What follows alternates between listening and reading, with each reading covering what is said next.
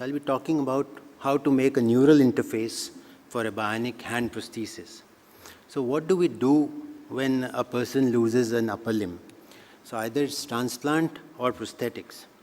So currently, the prosthetics are all myoelectric prostheses. And the problem is that there are limited signals and there is no direct sensory feedback. In other words, it's not directly integrated to the nervous system. Now, what is a bionic neuroprosthesis? What we want to do is to integrate the prosthesis directly with the nervous system. And this is exemplified by what happens to Luke Skywalker's hand in Empire Strikes Back. And at this point, I want to mention the pioneering work by Dr. Kevin Warwick and his project Cyborg. In this case, he actually got an electrode implanted on his own median nerve. And in the picture, he's shown trying to manipulate the prosthesis which is on the table next to him. And that's the book he's written about his experience called iCyborg. Now, the primary challenge is basically how do we connect an electronic system to the human body and the nerve. There are many ways of doing this. So there are cuff electrodes, there are flexible electrodes which are longitudinal or transverse, and there are sieve electrodes. The main problem with all of them is fibrosis. The moment the fibrosis sets in, the electrode stops functioning. Now, our aim was to create an interface which takes fibrosis as part of the design, so that we are not trying to fight the fibrosis. So the first phase was in rat sciatic nerve model.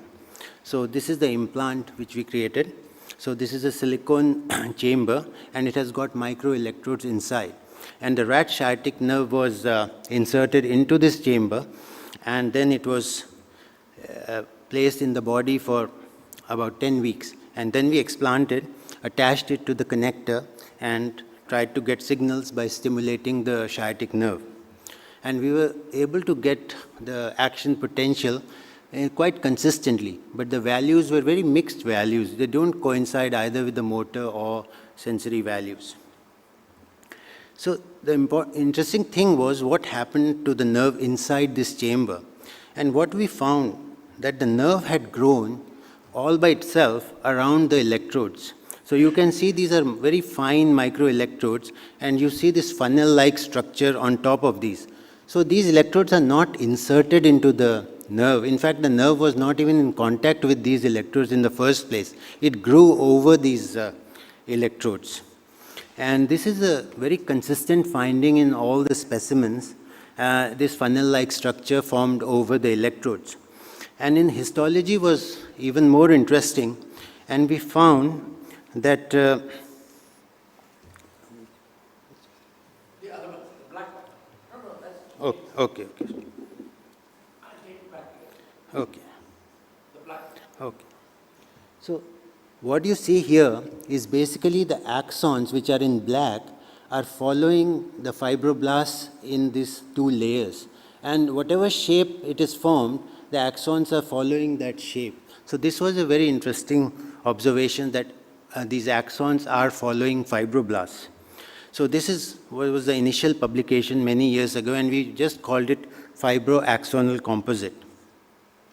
Now the phase 2, we wanted to translate this to the monkey model, and we did the same thing, exactly the same design, slightly larger, and we actually find that the nerve can grow this funnel-like structure in the monkey as well, and it's fairly long.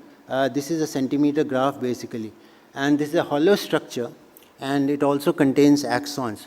But our problem was that we couldn't get consistent signals, so there was like repeated failure over 2 years, and we just couldn't get the signals consistently. So we had to go back to the drawing board, and then we started to study what would happen if we use some textured surfaces to increase the concentration of axons in a particular area. So this is an experiment carried out on a grooved surface. These are the size of the grooves, and we are co-culturing neuron cells and fibroblasts, and in certain sizes they would form this intertwined structure So the green ones are basically the nerve cells, and the red ones are basically fibroblasts, and they form these intertwined structures, and they don't just lie separately in the culture. So based on these experiments, we made an implant which had a similar groove structure, and we incorporated very, very small electrodes inside these grooves. And this is how it was placed. So this is the ulnar nerve coming from the body. This is the cut end of the ulnar nerve. And the implant is placed directly into the interfascicular space, and it is anchored with some sutures there. And this is the setup where we would stimulate the brain, get the signal through the ulnar nerve, through the interface, collect the signal, and try to move a robotic hand. So first step was to study the signals. So when you stimulate the brain at different levels of current, you can get increasing amplitudes of the motor amplitude through the interface. Now this is what we used to call it the Terminator setup. And this is the hand, very similar to the one in the movie. And in this experiment, we are stimulating the brain, and we are trying to get two signals into the hand with two different fingers. One is blue, one is red. And we are able to take these two signals and activate the digits. Anyway, so very interesting is what is inside this implant. And you can see this nerve almost merging with the synthetic plastic here. And this is what it looks like in close-up. The nerve forms tissue outgrowths which grow into the grooves and encases the electrodes. On histology, what you can see, this is the normal nerve. Then in the middle, it starts to encounter these channels, and you can see this fascicular arrangement of axons. And then the outgrowth from the nerve which goes around the implant actually takes the shape of the implant, and you see the same lamellar or layered arrangement of axons. This clustered arrangement changes into this layered arrangement, into this very thin layer. And this is the longitudinal section, and you see this area. This is actually the outgrowth from the nerve, and it is completely hollow. You can see this proline suture being placed inside. And this is what it looks like on longitudinal section. You can see a high concentration of axons layered in between the fibrous cells. So this is what we called it. It was called STEER model, and this was published some years ago. So now basically what we managed to do is to have a new sort of interface which embraces fibrosis as part of the design, and we realized that we could modulate its shape based on the synthetic surface we provide.